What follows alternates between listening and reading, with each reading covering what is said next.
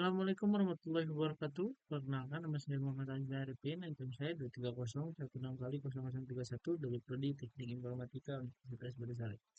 Jadi kali ini saya akan melakukan presentasi proposal studi saya, yaitu penerapan algoritma a priori untuk analisis cross-selling pada sistem informasi penjualan toko Alutri Jaya. Yang pertama adalah latar belakang. Alutri Jaya adalah usaha produksi makanan kering sekaligus grosir kecil. Seluruh pencatatan masih manual sehingga data penjualan tersebar sulit dan sulit dianalisis. Keputusan bundling dan promosi pun masih berdasarkan perkiraan pemilik usaha tanpa data pola pembelian pelanggan yang sesungguhnya. Di sini algoritma a priori mampu mengenali kombinasi produk yang sering dibeli bersamaan dengan mengintegrasikan ke sistem informasi penjualan. Pemilik usaha dapat memperoleh rekomendasi cross-selling secara otomatis dan berbasis data. Selanjutnya ada identifikasi masalah. Yang pertama untuk identifikasi masalahnya yaitu pencatatannya masih manual, jadi rawan human error dan risiko kehilangan data. Yang kedua, data transaksi belum dimanfaatkan untuk mengkaji pola pembelian pelanggan. Yang ketiga, strategi bundling dan promosi masih berdasarkan perkiraan subjek pemilik usaha. Yang keempat, belum ada sistem yang memadukan pencatatan transaksi dengan analisis pola pembelian. Yang kelima adalah rekapitulasi laporan penjualan memerlukan waktu yang lama karena dikerjakan secara manual. Selanjutnya ada ruang lingkup masalah. Agar masalahnya tidak melebar kemana-mana, jadi saya membatasi ruang. Jadi saya membatasi masalahnya itu yang pertama, sistem informasi penjualan berbasis web, transaksi, data produk, data pelanggan atau pengecer.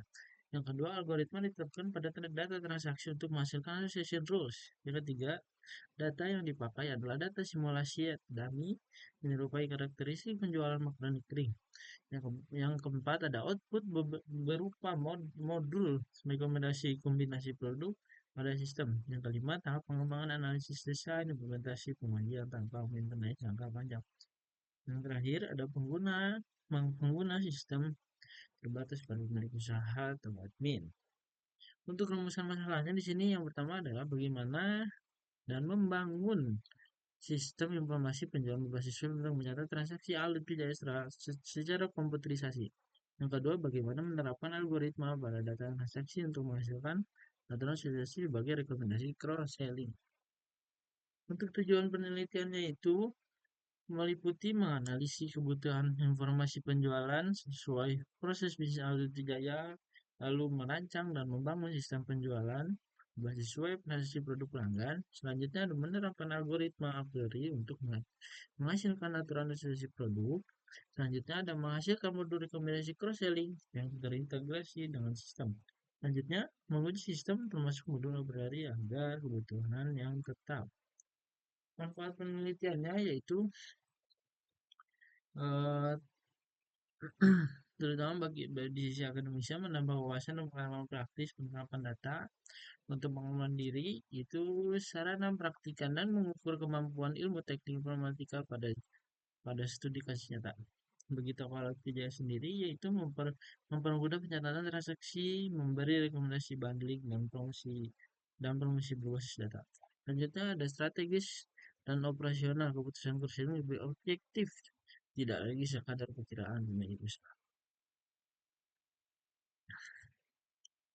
Untuk penjawab pustaka di sini saya juga membandingkan 5 penelitian, bisa dilihat penelitian di sini ada Hibnasi Hibnastiar, lalu ada Septianingsih dan Santoso, ada Kasena dan kawan-kawan, video dan kawan-kawan, uji Astuti dan kawan-kawan ini adalah contoh 5 5 referensi yang saya ambil untuk penelitian.